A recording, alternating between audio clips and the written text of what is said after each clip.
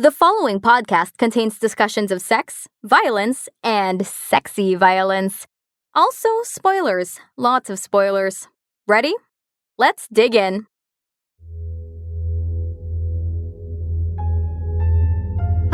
Doors, everywhere there's doors, all of them locked and bolted.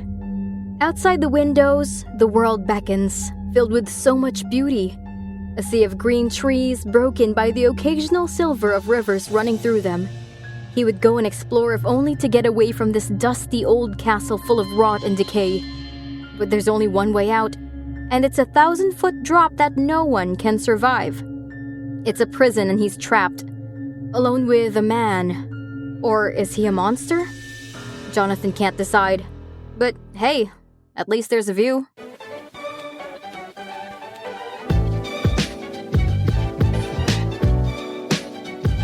Maybe Jonathan should go ask Beauty for some tips on how to survive being trapped in a castle with a beast. But that might end up being a different story. I'm sure there's fan fiction already, and if there's none, don't worry, I might write some by the time I'm done with this episode. Hi, I'm Gabby, and this is Digestibles, a podcast about all the books you were told to read but probably didn't. And today's book is Bram Stoker's Dracula. Cue sound effects. No? Okay. Anyway, when I say vampire, the image that pops in your head is probably Dracula, even though he isn't the first vampire to exist, either in fiction or in history. More on that later. But he is the model on which all modern vampires are built. Traits like mind control, turning into bats, having no reflection, needing to be invited inside, all of them came from Dracula. Oh, and the sex, of course. Mustn't forget that. Before Dracula, vampires were mostly creatures of evil to be feared.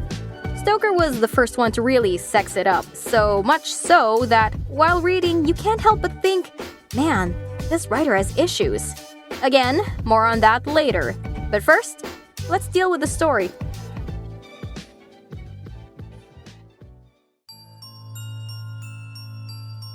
Dracula is an epistolary novel, which means it's told through letters, journals, telegrams, newspaper articles, etc. Think of it like a book that's written with emails, blogs, vlogs, social media posts, and DMs. We begin with a diary written in shorthand. That's a method of writing that secretaries or journalists use to take things down quickly. The writer is Jonathan Harker, a young lawyer traveling to Transylvania to meet with a client. His final destination? Castle Dracula, which, curiously, he can't find in any maps. And if that isn't enough of a red flag, he's been having a lot of strange dreams lately. He arrives in a town near the castle and receives a note from his client, Count Dracula, with further instructions. Also, the townspeople are acting weird around him, making signs of the cross, giving him crucifixes, crying and muttering the same words over and over again. He consults his travel dictionary and apparently, the words mean Satan, hell, witch, and maybe werewolf or vampire. He makes a note in his diary to ask the Count about these superstitions. You sure he's the best person to ask, dude? Sounds kinda sketchy to me. So yeah, obviously Jonathan's in a horror story, but he doesn't know it just yet. And this is the part where everyone's like, hey, Johnny boy, don't go into the castle. Yeah, it's kinda evil in there. And what does Jonathan do? Like every great character in a horror movie or story, he goes into the castle, to no one's surprise. Dracula's driver is supposed to meet him at the town border. The driver arrives close to midnight, and it's a spooky drive to the castle. There's howling wolves and falling snow and a mysterious blue flame that keeps flickering off the road. The driver stops each time one appears and marks the places with a pile of rocks. At one point, Jonathan sees the flame through the body of the driver. Maybe he's just jet-lagged? Eventually, they arrive at a ruined castle. The driver leaves Jonathan in front of its massive doors, but there are no bells or knockers, so he just stands there for a while wondering what to do. Suddenly, he hears footsteps and chains rattling. A tall old man with a white mustache opens the door and invites him inside. He's wearing all black and speaks in heavily accented English. He introduces himself as Dracula. They shake hands, and the counts are as cold as ice. Later, Jonathan describes his client further. He has a thin nose, thick eyebrows, pointy ears, and sharp white teeth. His skin is pale, his hands rough with hair in his palms. His fingers are short, but his nails are long and sharp. When the Count touches him, Jonathan shudders. The Count smiles at his reaction. The next afternoon, Jonathan wakes up and notices a lot of odd things, like there aren't any servants in the castle or any mirrors anywhere. After a while, the Count arrives. He asks Jonathan to help him with his English. Jonathan's there because his firm is helping Dracula buy a house in London. They spent the whole night chatting. The next day, when Jonathan wakes up, he starts to shave using his travel mirror. He's startled when he hears the Count behind him and he accidentally cuts himself with his razor. He also notes that he can't see the Count's reflection in his mirror. When Jonathan turns, the Count sees the blood on his chin. The Count reaches for Jonathan's throat but then stops when he encounters the crucifix Jonathan is wearing. He grabs the mirror instead and throws it out of the window. Jonathan's more annoyed than scared because how is he gonna shave now? Like every oblivious character in a horror story, you just have to question their priorities. Anyway, after breakfast, he tries to explore the castle, but all the doors are locked. The only way out is through the windows, down a cliff. And this is when Jonathan finally realizes he's in a horror story. Yay, I guess?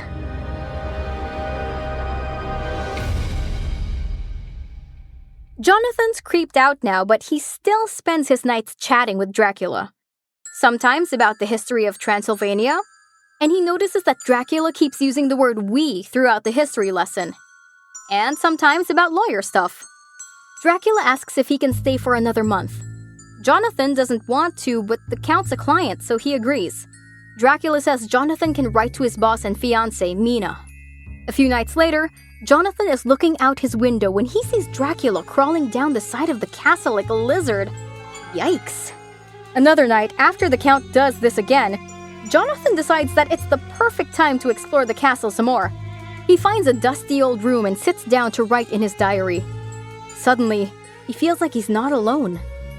He looks up and sees 3 women, one fair, 2 dark, all attractive and pale with very red lips. He's afraid of them, but strangely enough, he also wants to kiss them. The fairer one moves close to him, so close he can smell blood on her breath. She moves closer, licking her lips until her mouth is at his throat. Then, out of nowhere, the Count appears. He's super mad and reminds the women that Jonathan is his and they're forbidden to touch him. The women whine about it and the Count promises they can have him once he's done with his plans. Then he offers them something in a bag. The women pounce on it and Jonathan hears a child crying. He faints. A couple of days later, the Count tells Jonathan to write 3 letters to his home as if he's already traveling back there. It's only May 19 and the last letter is to be dated on June 29. At least Jonathan now knows when Dracula plans to kill him. He plots his escape. He tries to smuggle letters to his boss and fiancée by throwing them out the window with some gold coins to a group of gypsies camped down below the castle. A quick note, gypsy is actually a slur against the Romani people, so try not to use it out of context. The letters end up with the Count and he's all, sorry not sorry, try again. May turns to June and Jonathan still has no luck. He sees wagons bringing in a lot of big empty wooden boxes.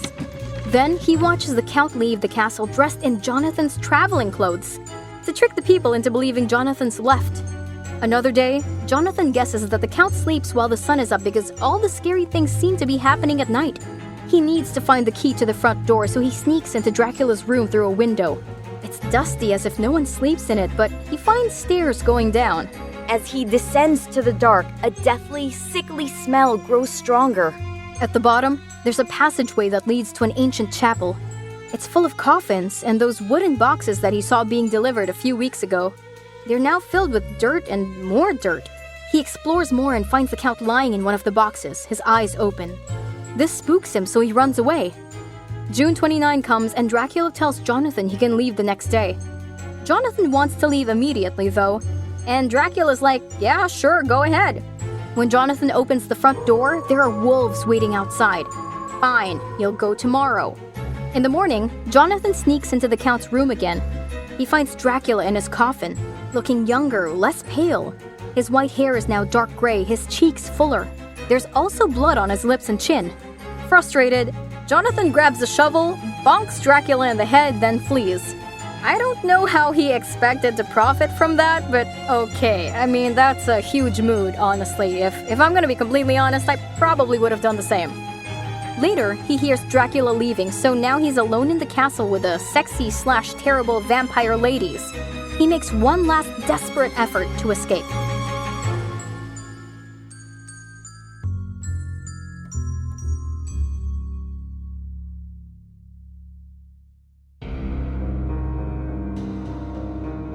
I shall not remain alone with them. I shall try to scale the castle wall, farther than I have yet attempted. I shall take some of the gold with me, lest I want it later. I may find a way from this dreadful place. And then away for home. Away to the quickest and nearest train.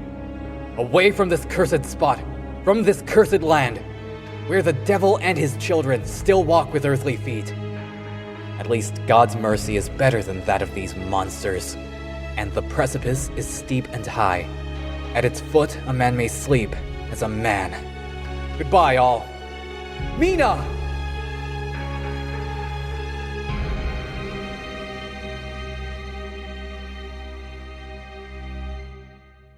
The point of view shifts to Mina, Jonathan's fiancée in England. It's still May and she's writing letters to her BFF Lucy. Mina's an assistant school teacher and she's practicing her shorthand. Also, she can't wait for Jonathan to come home. Meanwhile, Lucy writes back about her boyfriends who all propose to her on the same day. There's John Seward, a doctor in charge of a lunatic hospital in London, Quincy Morris, a rich American, and Arthur Homewood, a young aristocrat. Lucy hates to choose, but she loves Arthur best, so she accepts him. The rest of her reverse harem are disappointed, but everyone remains friends. We get another point of view character. It's Lucy's ex, Dr. Seward. He records a diary using a phonograph, which is a very high-tech audio recording device for that time. Basically, it's like he's recording a podcast.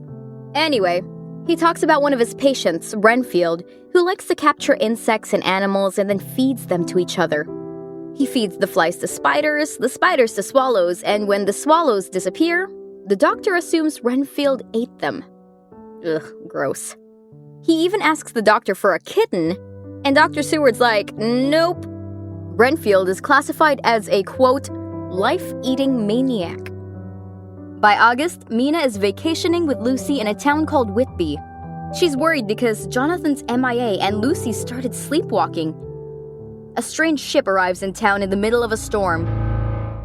People gather to watch it because it looks like it's going to crash into the port because no one's steering it. There is a dead body tied to the wheel, though. But by some miracle, the ship manages to land at the beach and a huge dog jumps out and disappears.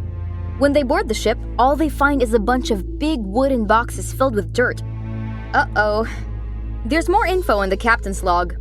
The trip started like any normal trip, but soon, people were disappearing. One sailor spots a tall, pale, thin man who isn't part of the crew. The captain has the ship searched, but there are no stowaways. Time passes and people keep disappearing, and the first mate goes insane, whispering about an it he fails to kill. He throws himself overboard. Lucky him. By the time they reach England, only 4 of the crew are left. The captain has figured it out, but can't do anything, so he ties his hand to the wheel holding a crucifix so that it wouldn't dare touch him. Meanwhile, Lucy is still sleepwalking. One night, Mina can't find her, so she goes to her favorite spot in town. She finds Lucy sitting on a bench with a dark figure bent over her. She calls out and the figure raises its head. She can only see a white face and red eyes before it disappears. She hurries close and takes Lucy home. The next day, Mina sees 2 tiny red points in Lucy's neck. But soon things are looking up. Lucy gets better. Never mind that giant bat hanging outside her window at night. And Mina finally gets a letter from Jonathan. He's been sick in a convent in Budapest. Mina immediately packs her bag so she can go help him. Over at the asylum, Renfield is behaving weird. I mean, weirder than his normal weird. He keeps saying, "The master is at hand," and tries to escape. They find him outside an old chapel in the house next door, still mumbling master this and master that. Before they take him back, though, he screams that he'll be patient, master. Yikes. In late August, Mina writes to Lucy from Budapest. She and Jonathan got married. They're heading back to England in a bit. Lucy writes back that her wedding is set for September 28 and she's gone back to London. She starts feeling sick again. She has bad dreams, a sore throat, and that bat is still outside her window. Her fiancé Arthur calls his friend Dr. Seward to come check on her. Seward can't diagnose her illness. He writes to his friend Dr. Abraham Van Helsing in Amsterdam to come and help. Van Helsing is an expert in obscure diseases and Seward saved his life once, so he owes him a favor. Van Helsing is an old man with bushy eyebrows who speaks English funny. Quick note, he's Dutch, so that's the main reason, but basically everyone in this novel who isn't English speaks English funny. Even Quincy the American. I'll explain why later. Anyway, Van Helsing's like this friendly uncle that everyone has who won't stop mansplaining things. He's very smart, and his degrees have degrees. But whenever things get paranormal, he turns all serious and then stops explaining stuff. Like, really, dude, just spit it out already. But anyway, I'm getting ahead of myself. At first, Van Helsing can't diagnose Lucy either. He goes back home to think about it more. By September, Lucy's worse. Van Helsing returns and prescribes a blood transfusion. And yeah, just forget science first because this was written in 1897 and blood types weren't discovered until 1900. Seward calls dibs on giving blood, but Lucy's fiancé Arthur arrives and naturally, he gets to do it first. After, Lucy looks better. Everyone is relieved except for Van Helsing. See, Lucy's been wearing a black velvet band around her throat and it slips during the procedure. Van Helsing notices a red mark on her throat. He examines it further and then tells Dr. Seward he has to go back to Amsterdam to consult his books. Dr. Seward is sleeping on a couch outside Lucy's room to monitor her health. One night, Van Helsing wakes him up. When they check on Lucy, they find her horribly pale and bony, almost like a corpse. She needs another blood transfusion ASAP. This time, Seward gets to donate because he's already there. The next day, Lucy's better and Van Helsing puts a bunch of garlic flowers in her room. He tells Lucy that they're medicine and she shouldn't remove them from the window or from around her neck. Lucy thinks it's a joke and Seward is confused, but Van Helsing won't clarify what the garlic is for. When they return a day after, though, they find out that Lucy's mom threw away all the smelly garlic. This is why we explain things, Van Helsing. So Lucy needs another transfusion and Van Helsing gives his blood. About a week later, Lucy's okay again, and the garlic stays put in her room. She can hear that angry bat outside her window, though. There's a newspaper article about a wolf that escapes from the zoo. A tall, thin stranger was seen the day before petting it. Meanwhile, Seward suffers an attack from Renfield, who cuts him in the wrist while saying something about how blood is life. He's too busy resting to see a telegram from Van Helsing. Back to Lucy. She's lying in bed with her mother when suddenly there's a crash. A wolf appears through the window as if to say hello, then runs off. Lucy's mom is frightened to death. Quite literally, because she suffers from a heart attack and dies. The servants deal with the body and then drink some alcohol to cope. Unfortunately, the alcohol is laced with a drug that puts them all to sleep. How convenient. Van Helsing and Seward find the unconscious servants, Lucy, and her dead mother a day late. Lucy is still alive, and she needs a blood transfusion. They need another another volunteer to give it to her stat. Good thing one of her exes shows up. It's Quincy Morris, the American. But the transfusion barely helps, and soon, Lucy's dying. Arthur goes to her.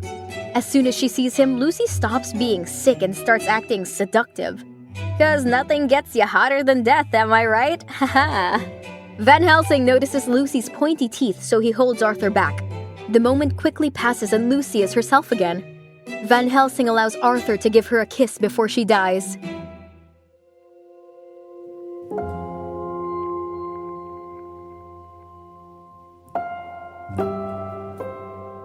I stood beside Van Helsing and said, "Ah, well, poor girl. There is peace for her at last. It is the end."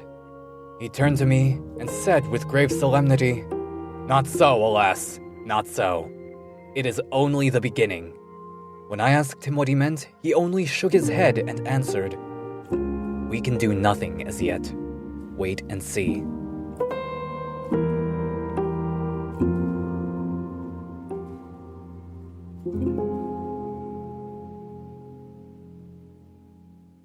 Sounds ominous, Van Helsing. Care to explain? No? Of course he doesn't, 'cause that'll make this book end quicker. Seward arranges the funeral. For some reason, everyone talks about how hot Lucy's corpse is. In fact, you can say she's, dead sexy. Badam! No? Tough crowd. Anyway, Van Helsing puts some garlic and a crucifix on the coffin. He also tells Seward that they should decapitate Lucy and take her heart out of her body after the funeral. Say what now? He'll explain later. Later, Van Helsing says, never mind, someone stole the crucifix from the coffin, so it's too late. Also, Arthur makes a comment about how he feels he and Lucy are really married since they shared blood during her transfusion. Van Helsing laughs because they forgot to tell him that the rest of Lucy's BFs also gave her blood, meaning she married 4 men. By the way, Van Helsing is already married, but his wife is chilling in an attic somewhere. Kinda sketchy if you ask me, but that's just me. I mean, I've kind of had enough with women in attics. Back to the story. Let's go to Mina now. She's worried about her husband because he isn't sleeping well. Also, one day in London, he has a panic attack about a count who's grown young. She reads his journal from Transylvania and it freaks her out so much, she decides to type it up. She's also been exchanging telegrams with Van Helsing. He tells her of Lucy's death and asks if he can see anything Lucy wrote to her over the past few weeks. They meet up and she gives him Lucy's letters, Jonathan's journal, as well as her own to read. Van Helsing confirms that everything Jonathan wrote is real. He asks Jonathan for help in dealing with the count. Another thing that's happening around London, newspapers report about a bloofer lady, aka a beautiful lady, who's been terrorizing the neighborhood. Small children go missing, and if they return, they have small cuts on their throats, similar to Lucy's. Van Helsing tells Seward that he thinks Lucy is the bloofer lady. Finally, we're getting somewhere. To prove it, Van Helsing shows Seward Lucy's empty coffin. Seward argues that someone could have just stolen the body. Van Helsing's like, wait for it. Then, they see something moving in the trees. They find an injured child and leave them with the police. The next day, Lucy's body is back inside her coffin. Van Helsing shows Seward her sharp teeth and Seward finally accepts it. They decide that it's only fair to tell Arthur too. Arthur also doubts it very much, so Van Helsing rounds up all of Lucy's exes and brings them to her tomb for a stakeout. Lucy eventually shows up. Undead, but make it sexy. She's carrying a child and has blood on her lips. Everyone's horrified, and they totally believe Van Helsing now. Van Helsing asks for permission to do his job. Arthur's like, yeah dude, go ahead. Van Helsing uses a communion wafer to trap Lucy in the tomb. That's basically the bread used during the Eucharist at Mass. And he tells everyone they'll come back at noon to finish her off. At noon, Lucy is sleeping in her coffin. Van Helsing draws out a heavy hammer and a 3-foot-long stake. Hey, size matters, you know? Then he makes a long speech about the evils of being undead and how Lucy's soul can be free now. And then he tells her boyfriends that the one who loved her best should be the one to kill her, and that's Arthur, of course. At Van Helsing's instruction, Arthur puts the stake over Lucy's heart, then strikes the hammer over it as hard as he can. When it's done, Lucy looks like herself again. Van Helsing and Seward cut off Lucy's head and put garlic in her mouth. Then Van Helsing tells everyone they have a bigger fish to fry. I mean, well, a bigger vampire to stake, and that's Dracula.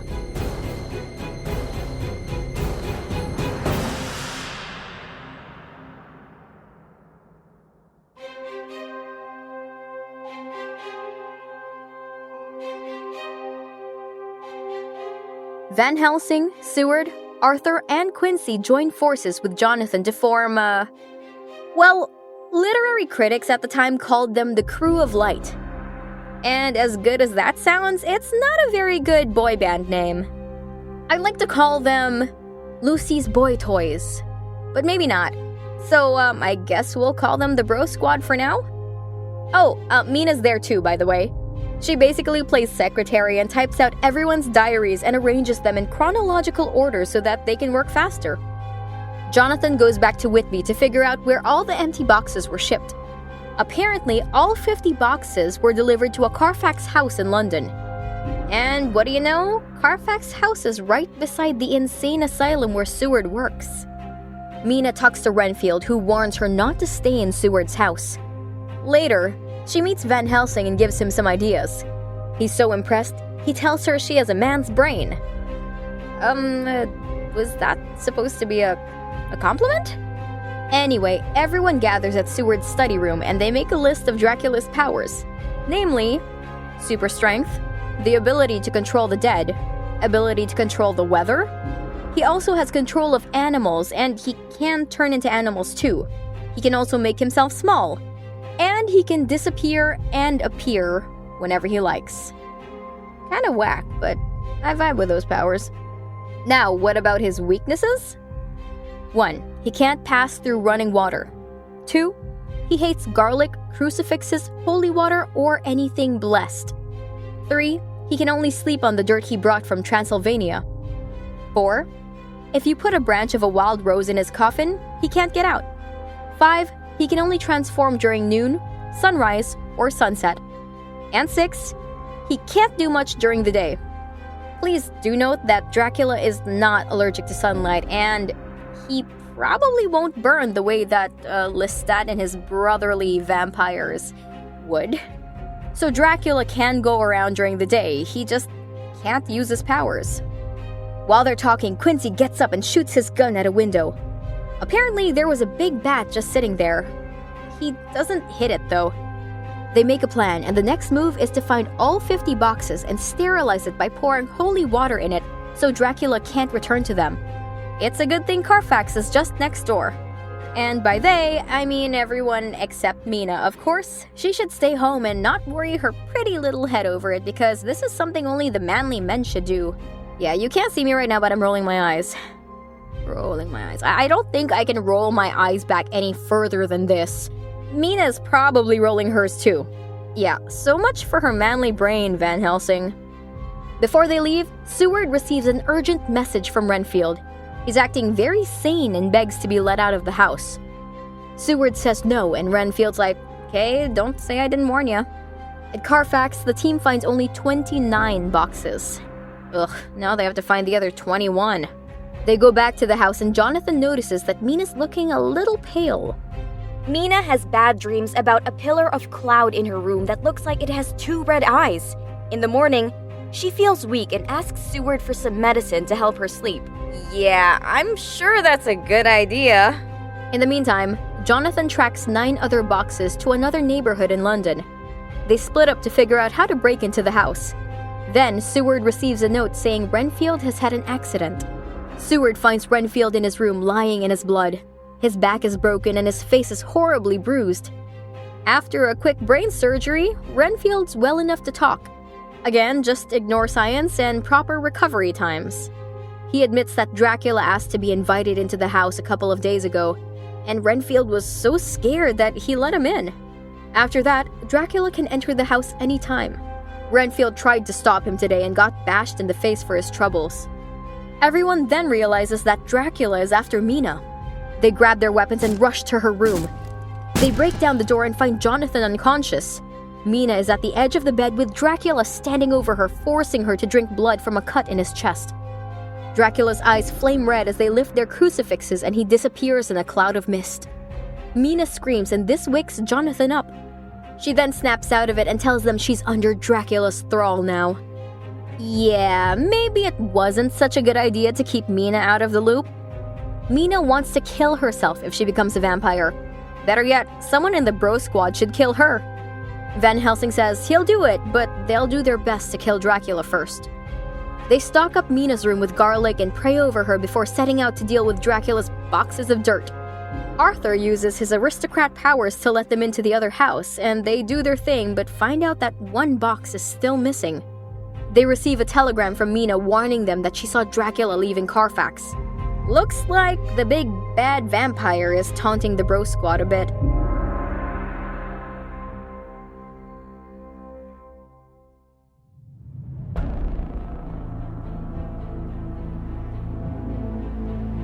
We ran over and saw him spring unhurt from the ground. He, rushing up the steps, crossed the flagged yard, and pushed open the stable door. There he turned and spoke to us. "You think to baffle me, you, with your pale faces all in a row, like sheep in a butcher's. You shall be sorry yet, each one of you. You think you have left me without a place to rest, but I have more. My revenge is just begun. I spread it over centuries, and time is on my side. Your girls that you all love are mine already, and through them you and others shall yet be mine. My creatures, to do my bidding, and to be my jackals when I want to feed." With a contemptuous sneer, he passed quickly through the door, and we heard the rusty bolt creak as he fastened it behind him.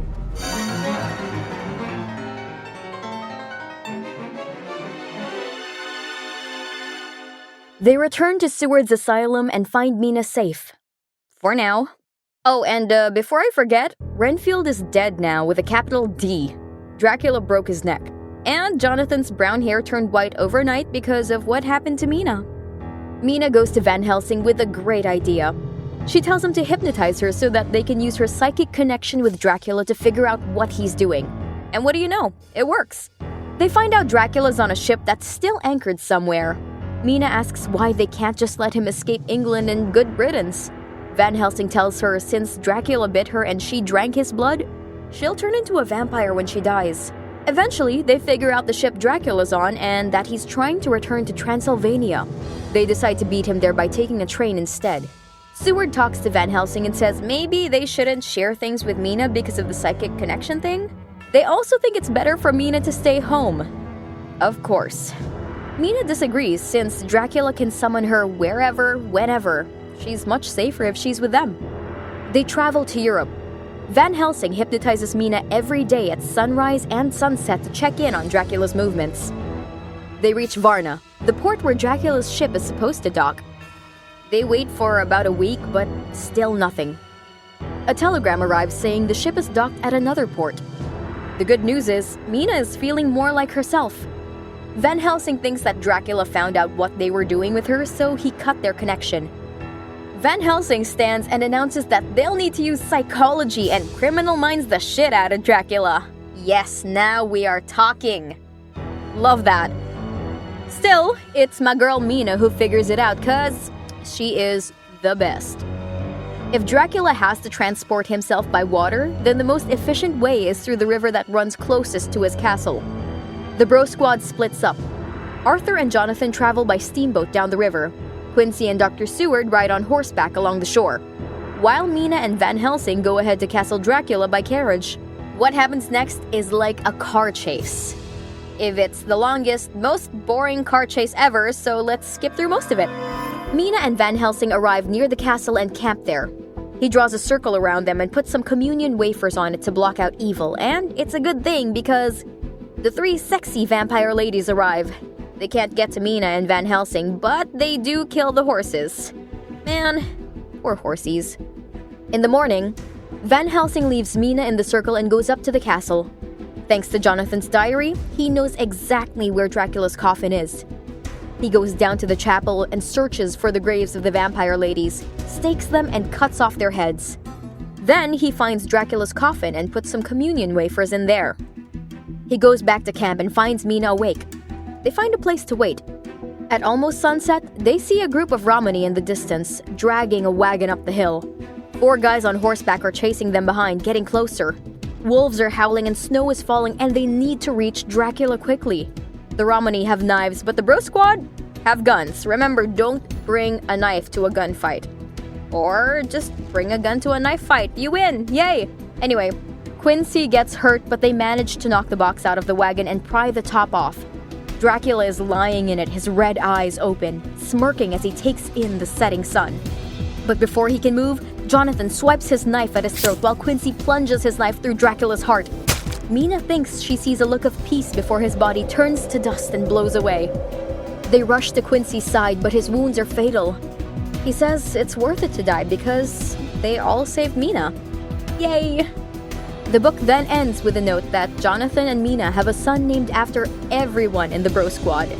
But they call him Quincy.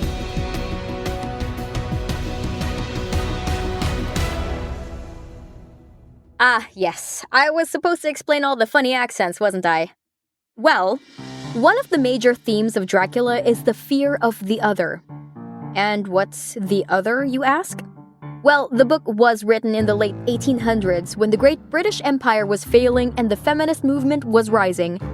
So you kinda get the idea that Stoker's basically scared of foreigners, foreign cultures, and independent women. Van Helsing and Mina are the exceptions, of course, full of good Christian values to help combat against the other's evils. But enough about Stoker's issues. Let's talk about one of my favorite monsters in literature, vampires. Ah, gotta love them. Vampires have never gone out of style.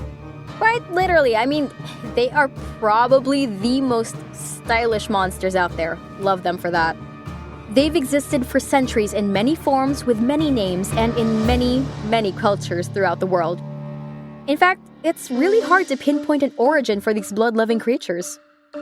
In ancient Egypt, there's Sekhmet, a literally bloodthirsty warrior goddess. In Jewish mythology, there's Lilith, Adam's ex-wife who sucks the blood out of children. The Greeks have the Lamia, or Lamia, I'm actually not sure how to pronounce that, and the Indians have Vitalas. Again, not too sure of the pronunciation.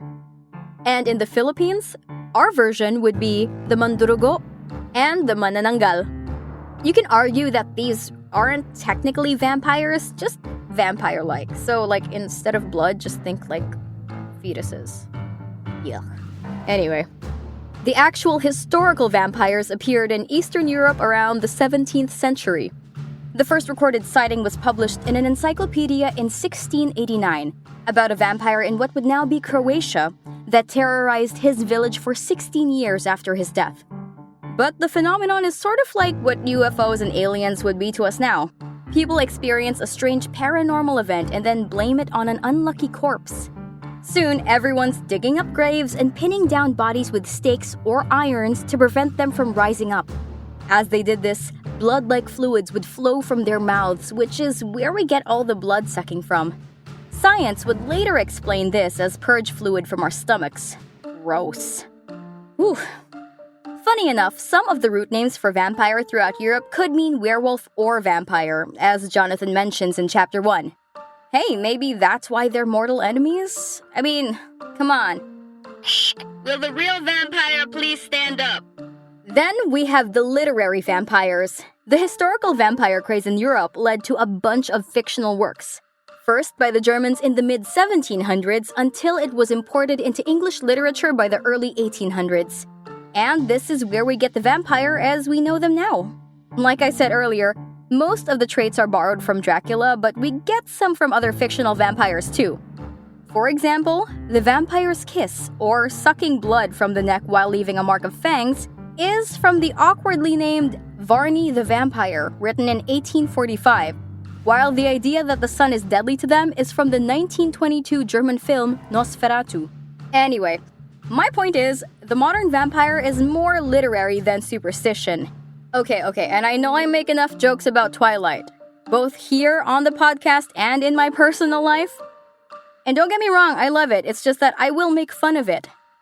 But I wouldn't be surprised if, a millennia from now, people will be whispering about vampires that sparkle in the sun. God forbid. But for now, let's stick with our boy Dracula.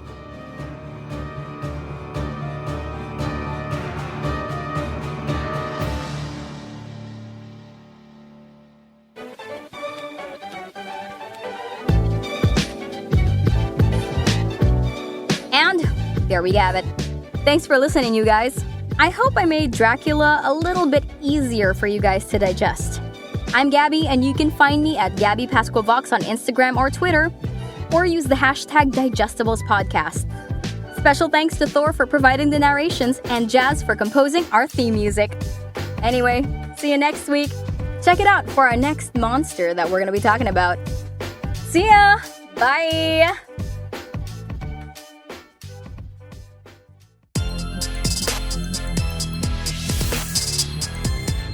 Digestibles is part of Connect, a podcast network, bringing together entertaining stories to spark your imagination. For more awesome content, follow us on social media @Connect Podcasts.